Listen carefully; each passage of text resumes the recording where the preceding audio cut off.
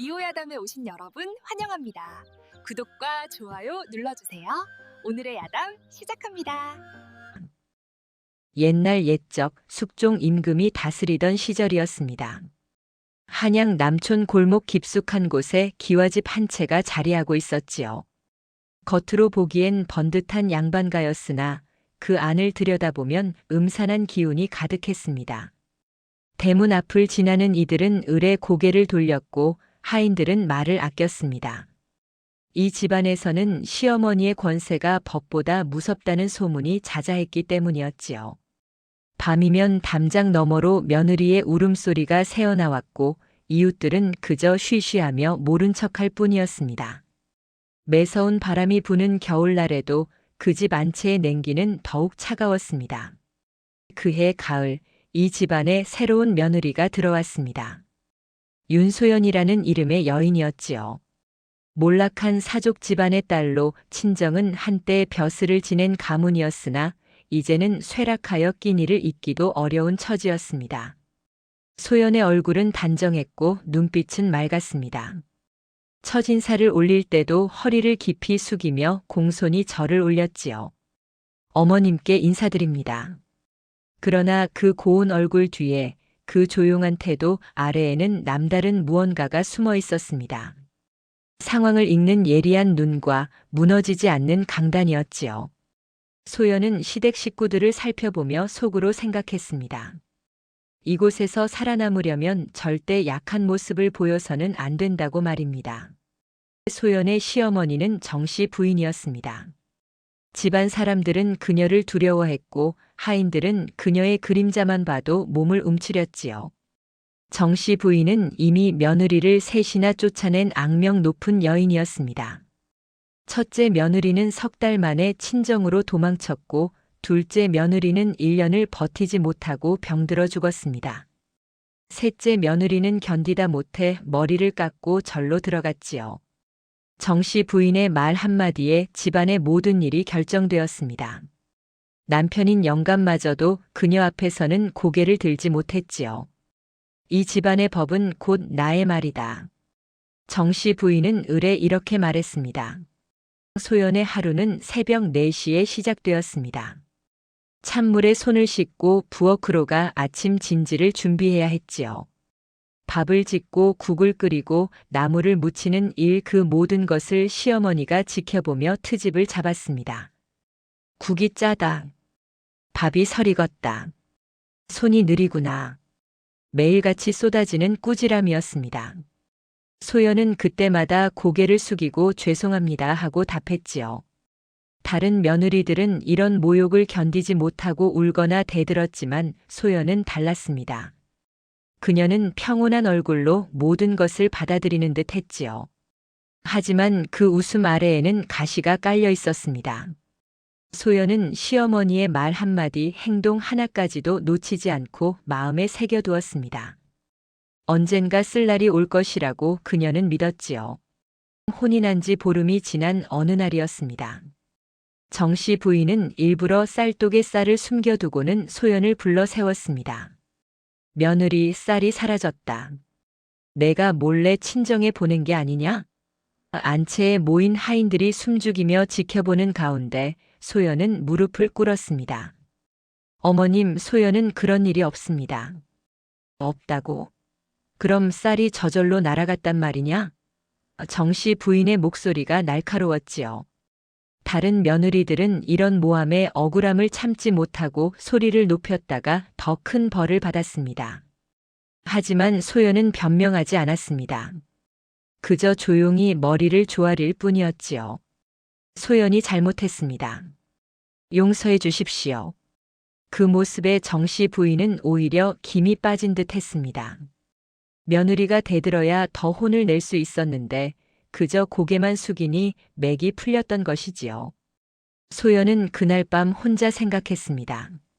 물러섬은 때로 가장 큰 힘이 된다고 말입니다. 소연은 그날 이후로 더욱 공손해졌습니다. 아침 문안을 드릴 때도 밥상을 차릴 때도 심지어 억울한 꾸지람을 들을 때도 그녀는 고개를 숙이고 예, 어머님 하고 답했지요. 하인들은 수군댔습니다. 저 마님은 참 어리석으시구나. 저렇게 당하고도 가만히 계시다니. 셋째 마님도 처음엔 저러셨지. 결국엔 절로 가셨지만 사람들은 소연을 불쌍히 여겼습니다. 또 한 명의 며느리가 무너질 것이라고 생각했지요. 그러나 소연의 눈빛만큼은 달랐습니다. 그 눈에는 굴복이 아닌 준비의 빛이 담겨 있었습니다. 참는 것과 지는 것은 다르다고 소연은 스스로에게 되뇌었지요. 지금은 물러서는 것이 아니라 힘을 모으는 시간이라고 말입니다. 정씨 부인은 며느리가 순종하는 모습에 만족했습니다. 드디어 길들여졌다고 생각했지요. 하지만 그것은 큰 착각이었습니다. 어느 날 저녁 소연이 안채 마루를 닦고 있을 때였습니다. 오래된 친모 한 분이 슬며시 다가왔지요. 춘월이라는 이름의 늙은 친모였습니다. 그녀는 이 집안에서 20년을 넘게 일한 사람이었습니다. 마님. 춘월이 작은 목소리로 속삭였습니다. 소인이 드릴 말씀이 있습니다. 소연은 고개를 들어 친모를 바라보았지요.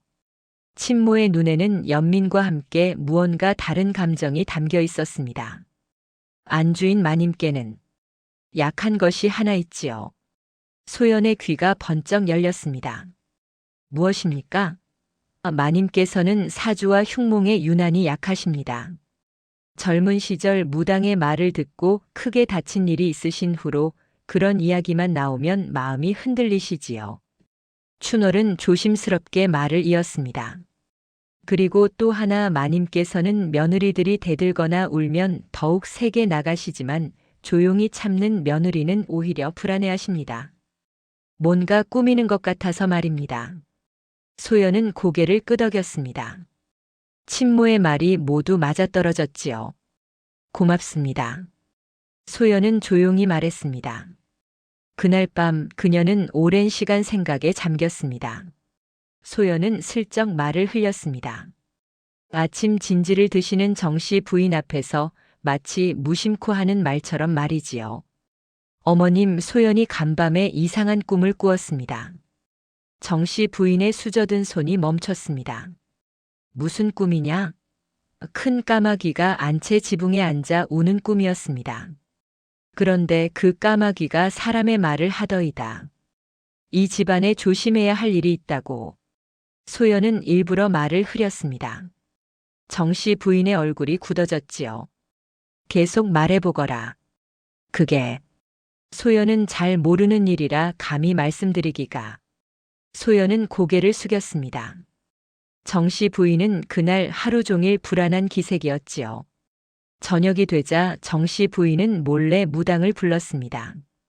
무당은 점을 쳐보고는 고개를 저었지요. 되게 좋지 않은 기운이 서려 있습니다. 정씨 부인의 얼굴이 창백해졌습니다. 소연은 멀찍이서 그 모습을 지켜보았습니다. 시어머니의 약점, 그것은 보이지 않는 두려움이었습니다. 소연은 조금씩 말을 흘리기 시작했습니다. 어머님, 마을 우물가에서 들은 이야기인데 집안을 가혹하게 다스리면 귀신이 붙는다고 하더이다. 사흘 전밤 안채에서 이상한 소리가 들렸다고 하인들이 수군대더이다. 소연의 친정 외숙모께서 말씀하시길 며느리를 함부로 대하면 3대가 재앙을 입는다고. 하나하나는 작은 말이었지만 쌓이고 쌓이니 정씨 부인의 마음을 흔들기 시작했습니다. 정씨 부인은 밤마다 잠을 설쳤지요. 혹시나 자신이 지은 일들 때문에 화가 미치는 것은 아닐까 두려워했습니다. 그리고 소연을 보는 눈빛이 달라졌습니다. 예전처럼 함부로 대하지 못하게 되었지요. 소연은 여전히 공손했습니다. 하지만 그 공손함 뒤에 감춰진 계산을 정씨 부인은 어렴풋이 느끼기 시작했습니다. 며느리의 다른 얼굴이 조금씩 드러나고 있었지요.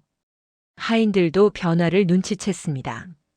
안주인 마님께서 새댁 마님에게 조심스러워 하신다고 그들은 속삭였습니다. 한 달이 지나자 집안 분위기가 달라졌습니다. 정씨 부인은 며느리에게 함부로 소리를 지르지 않게 되었지요. 아침 진지를 늦게 차려도 국이 짜도 예전처럼 호통을 치지 않았습니다. 대신 소연의 말 한마디 한마디에 귀를 기울였습니다. 어머님, 간밤에 또 꿈을 꾸었습니다. 무슨 꿈이냐? 흰 학이 날아와 어머님께 절을 하는 꿈이었습니다. 좋은 꿈인 것 같습니다.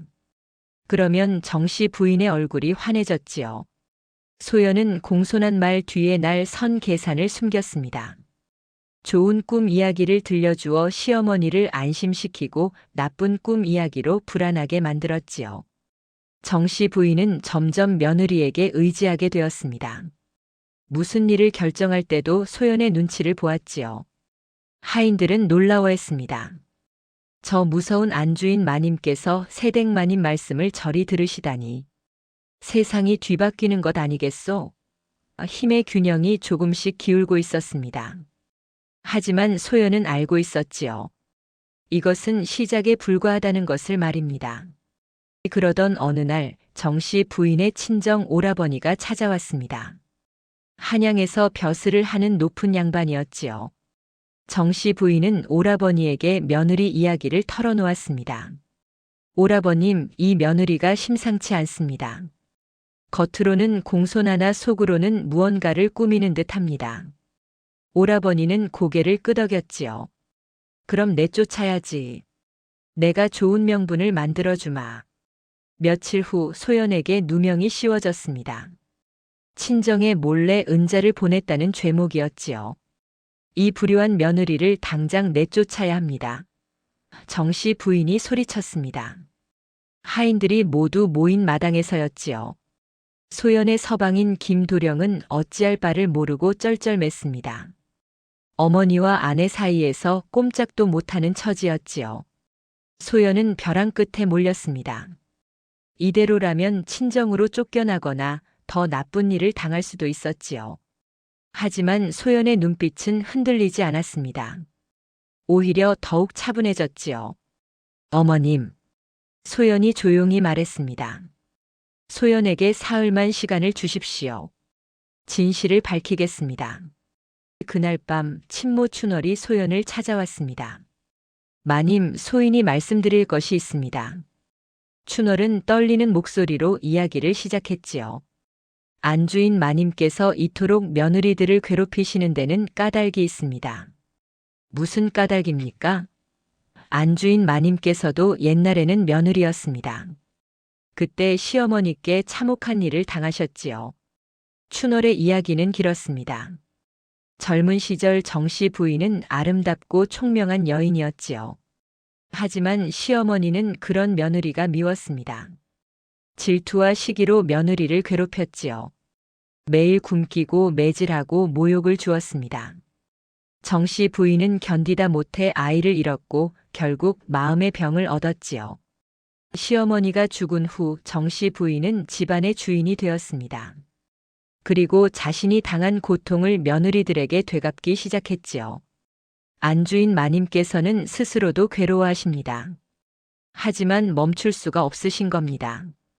증오가 마음을 지배하고 있으니까요. 소연은 고개를 끄덕였습니다. 모든 것이 이해되었지요. 시어머니의 독함은 자신을 지키기 위한 갑옷이었습니다. 다시는 약한 모습을 보이지 않기 위해 누구보다 강하게 굴었던 것이지요. 소연은 결심했습니다. 단순한 복수가 아닌 완전한 승리를 거두겠다고 말입니다. 소연은 사흘 동안 움직였습니다. 먼저 마을의 무당을 찾아가 은자를 주며 부탁했지요. 사흘 후 저희 집에 오셔서 점을 봐주십시오. 제가 시키는 대로만 하시면 됩니다. 다음으로 하인들을 하나씩 불러 조용히 이야기를 나누었습니다. 여러분이 보신 것을 있는 그대로 말씀해 주십시오. 누가 은자를 숨겼는지, 누가 누명을 씌우려 했는지 말입니다. 하인들은 오래전부터 정씨 부인의 횡포를 견디기 어려워했습니다. 세댁마님이 나서자 하나둘 진실을 말하기 시작했지요. 마지막으로 소연은 남편을 설득했습니다. 서방님, 이대로 가면 이 집안은 무너집니다. 어머님을 구하는 길은 어머님을 멈추게 하는 것입니다. 김도령은 아내의 말에 고개를 끄덕였지요. 그동안 무기력하게만 보였던 아내가 사실은 누구보다 강한 사람이었음을 깨달았습니다. 소연의 눈빛에는 증오가 아닌 결기가 담겨 있었습니다. 이번 일로 시어머니를 완전히 굴복시키고 이 집안의 진짜 주인이 되겠다는 결심이었지요. 사흘째 되는 날, 마을의 무당이 집을 찾아왔습니다. 댁에 흉한 기운이 가득합니다. 무당은 대문에 들어서자마자 소리쳤지요. 정씨 부인이 황급히 나왔습니다. 무슨 일이요?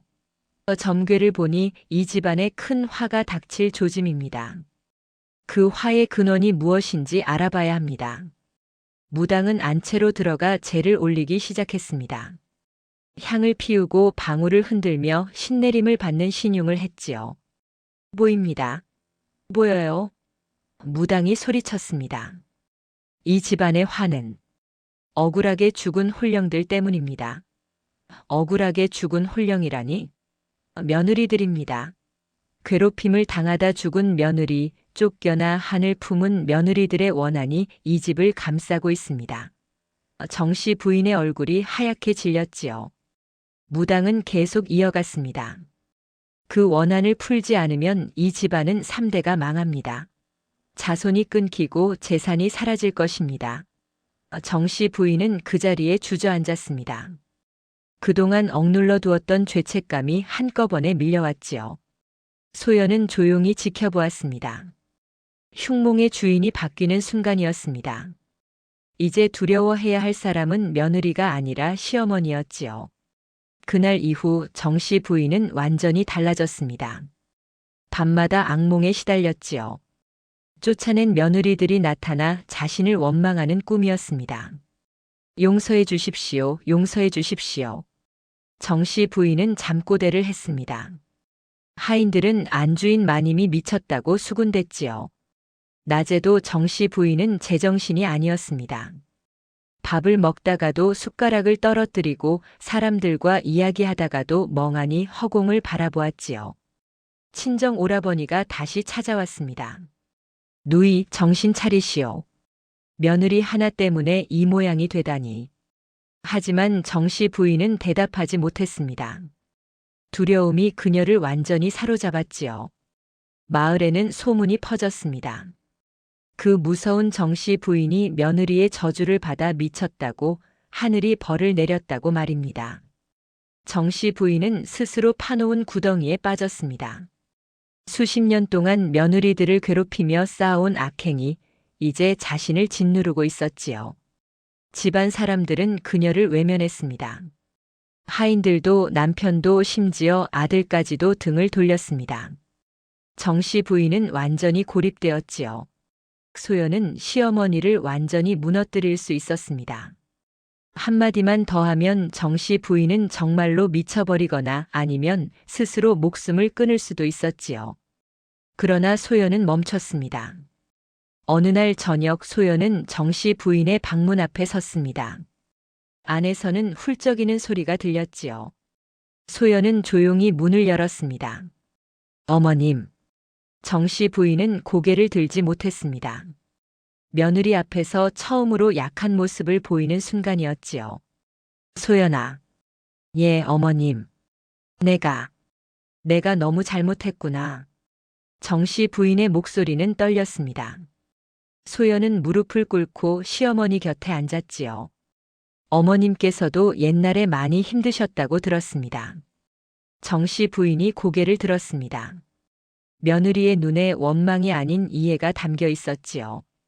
내가 당한 고통을 다른 며느리들에게 되갚았구나. 너에게까지. 소연은 한수를 남겼습니다.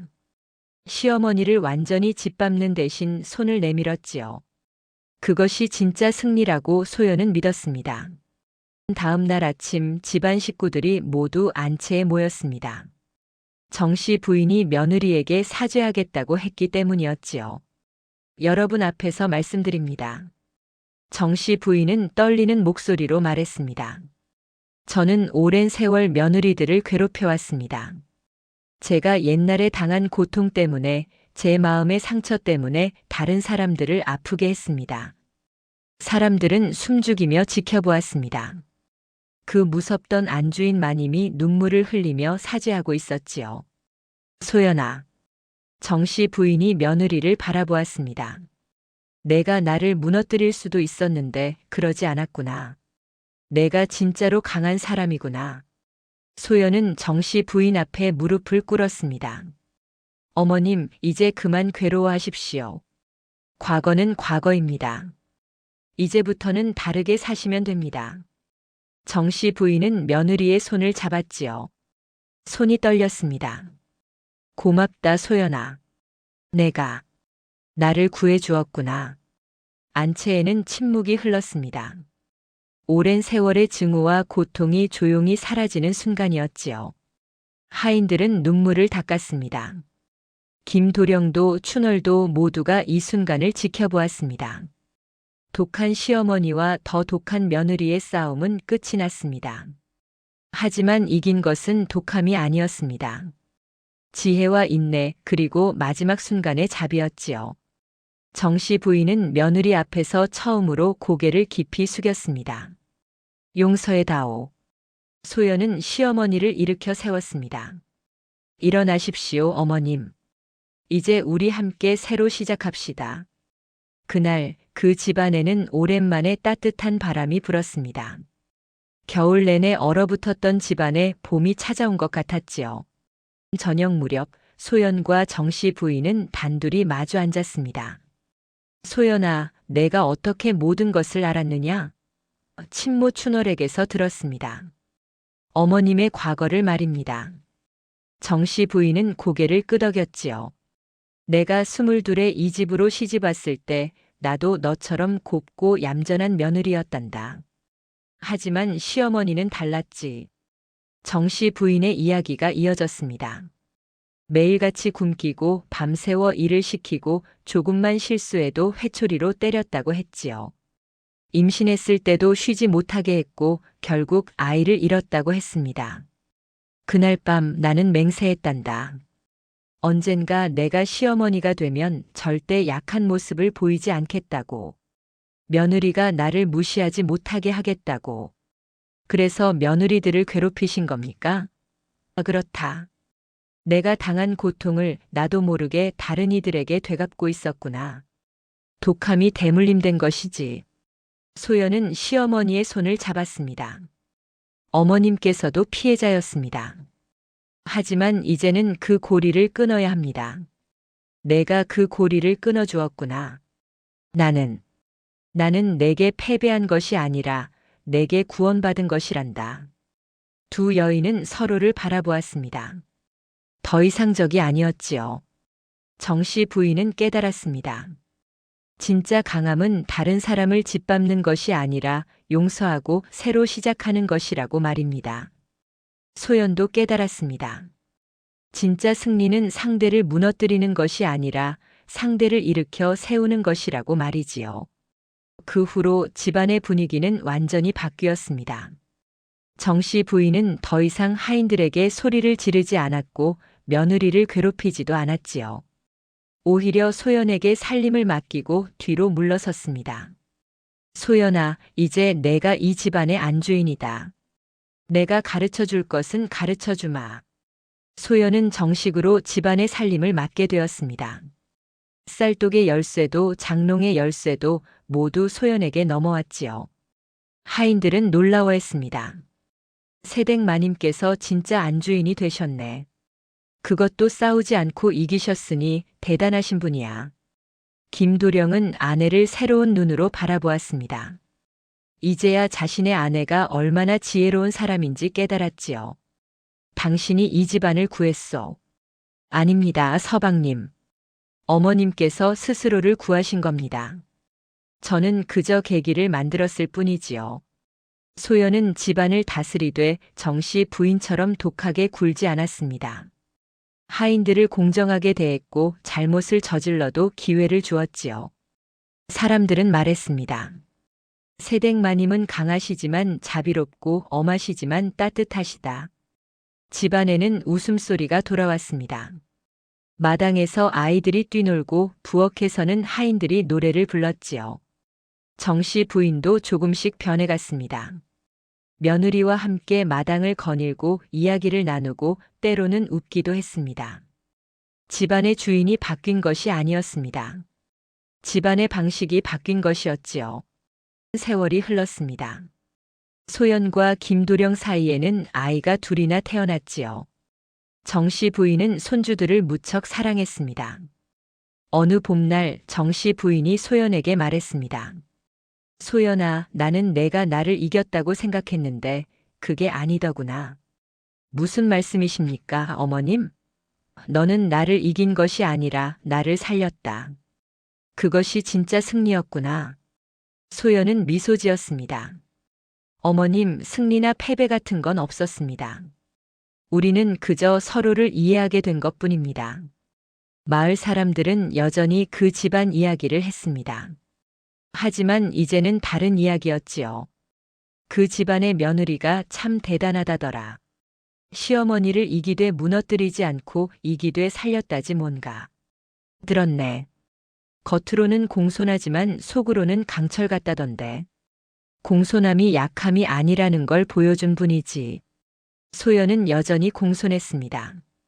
시어머니에게도 남편에게도 하인들에게도 예의 바르게 대했지요. 하지만 모두 알고 있었습니다. 이 집안에서 가장 독한 사람은 웃으며 참을 줄 아는 며느리라는 것을 말입니다. 진짜 독함은 소리를 지르는 것이 아니었습니다. 진짜 독함은 참고 기다리며 적절한 때에 움직이는 지혜였지요. 진짜 강함은 상대를 짓밟는 것이 아니었습니다.